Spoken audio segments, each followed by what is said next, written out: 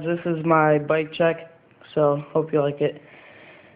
I painted the bars, the stem, forks, cranks, pedals, and frame.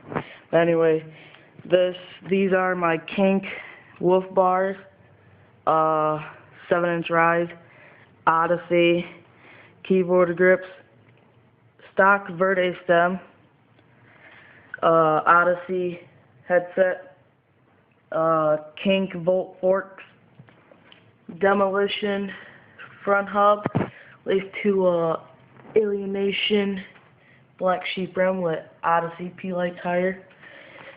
This is a two-hip Playboy frame. It is 21 inches long.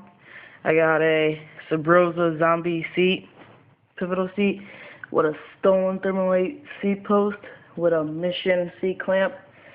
I got a KMC chain with a salt sprocket, Mission cranks, Odyssey pedals, twisted PC pedals.